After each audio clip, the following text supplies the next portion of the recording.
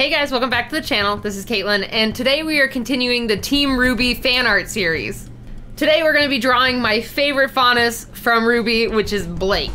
I absolutely love her character, and I actually got to meet Erin, who is the voice actress for Blake, at Phoenix Comic Con last year, and it was awesome. We nerded out about AC/DC and just had a fun time chatting, and it was really cool to meet her, and she was a really awesome person, and I hope I get to see her at RTX this year. But anyway, we're going to be doing the Blake piece today, and I'm really excited to tackle this one. I would say Blake is for sure like my second favorite in Team RWBY. So you know what, let's not wait any longer, let's go ahead and jump in and get started. Hey everyone, so here we are again with another RWBY speed paint. And I was really excited to start this one because I really love Blake's design. I've always really liked her outfits from season 1 all the way up to season 4, but in particular, I really like her season 4 outfit. And it's kind of funny because a lot of people are pointing out that it's very similar to Seto Kaiba from Yu-Gi-Oh! And I was like, that's why I like it, because I loved Seto Kaiba and I loved his outfits and his ridiculous trench coats. It makes so much sense now. So, yep, that's probably why I like it so much, just because I've always loved the ridiculous trench coat, tailcoat with lots of buckles and other things type of look. And I really, really liked her outfit for the newest season. And overall, I've just really liked her as a character throughout all of the series. She feels kind of, I guess, the most real and raw, I would say, out of the characters. Her and Yang both have a lot of emotional baggage that they have, or different things that have happened to them or from their past, or multiple other things. So I feel the two of them have like really deep characters and character problems and different things that make them very interesting and compelling characters. And it was also really nice to kind of get a little more insight into Blake's past in the newest season. We kind of touched on it in the previous seasons, just kind of like, you know, I was in the White Fang. I was with Adam Taurus, and we were trying to make the White Fang better and something to stick up for faunuses, but it didn't end up that way. And like that type of little bit of backstory we got, but you know, I always wondered who her parents were and how that all went with them, and just the dynamic of her family and her backstory and how she was raised and all that. And I always wanted to know that, so it was really nice that they finally touched on that in the newest season. And on top of it, I really like her parents. Like, Kali is the funniest mom in this series, I swear. She's just such a fun and quirky character. And I just love the dynamic between her and Blake's dad, and then just how she and Blake interact. I don't really know how to describe it, but I think it's a really awesome and interesting mother-daughter dynamic. Same with the daughter-father dynamic. I really like the interactions between Blake and her father. They're really interesting and show a lot of insight into his feelings and how he acts and who he is, and then how he felt about Blake leaving them for the White Fang and all that. And it was just really cool. I really liked her development and backstory and family arc that was in season 4. And just based off of her travels with Sun and kind of revealing why she's been avoiding Team RWBY, I'm kind of interested to see what's going to happen in season 5. Like, we know that Team RWBY is going to get back together. It's inevitable. Everyone is going to the same city at the same time. So we're going to get a Team RWBY reunion. I mean, it was going to happen regardless, just because, you know, the show's named RWBY. Of course we need Team RWBY. But I'm really looking forward to seeing how their interaction and dynamic work. So spoiler real quick before I go further. I'm going to talk about one little spoiler real quick, so you could probably skip ahead 20 seconds or so from when I stop, and you'll miss the spoiler.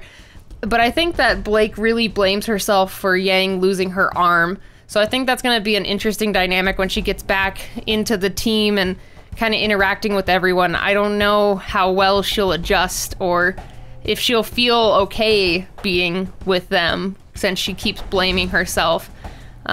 But I think eventually she'll warm back up to the team, and we'll get a really, really nice team dynamic again. And to be honest, I really like the dynamic between her and Yang. The two of them have the most in-depth, I guess, character arc in the series, as of, at least for the immediate Team RWBY. They both had really in-depth pasts or problems that have happened with them, whether it was with family or social stigmas with faunus, or like with Yang not knowing her mother. and just so many different things that they kind of can both line up for. Like, they don't have the same problems, but they sympathize with each other. Like, her and Blake know each other's struggle and pain, even though it's not the exact same type of struggle and pain, they still can help each other and relate back and forth. And we saw that in, what was that, season 2? Yes? I can't remember if it was season 1 or 2. I don't remember which one the prom episode was in. I think it was season 1. But, no, it was 2. Sorry. So the prom episode was in season 2. That's my mix-up. But in that episode, we saw, you know, Yang was like, look, you know, you can fight the bad guys and go after them and do all that, but don't be stupid about it, and had a story that related to Blake's situation. So having the two of them back together in season 5, I think will be really beneficial for both of them. Like, they need the support system back and forth for each other. And since they both can relate to each other, I feel the most, I think that will be really good for both of them. But here's me speculating about fictional characters. But overall, yeah, I really like how this piece turned out. Basically, I started with a couple of small thumbnail sketches in my sketchbook to see kind of what pose to do, and I loved this one. Then I inked and colored it, and then I added the symbol and some cool background textures, and I really like how it turned out overall. All right, well, I guess that's it for now, so I will see you guys at the end.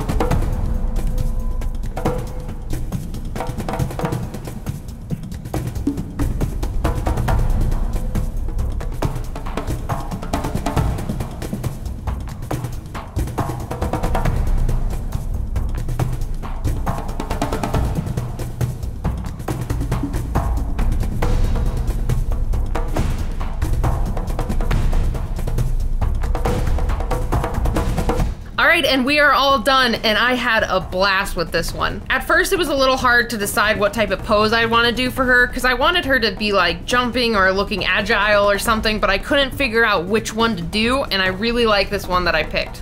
And if you haven't noticed in the last couple of pieces, I typically add some type of element that relates to the character. So for RWBY, I had her rose petals kind of flowing behind her, and for Weiss, I had kind of like snowflakes and droplets around her. And so for Blake, since I know she has the power to make a shadow clone of herself, I thought it'd be kind of interesting to add kind of like a blurred shadow behind her. And then adding the blurred shadow kind of added this cool depth of field to the piece, and I really, really like it. So thanks again, guys, for stopping by and checking out this video, and I hope you're enjoying the Team RWBY fan art series. And we only have one character left, and I bet you guys can guess who it is. She's my favorite, and I'm really excited to draw her, but she'll be coming out next week. So thanks again, guys, for stopping by and checking out this video, and if you liked it, you can go ahead and hit that like button, and if you aren't already, you can hit the subscribe button. I have new videos every week. So thanks again, guys, for stopping by, and I will see you guys next time. Bye, everybody.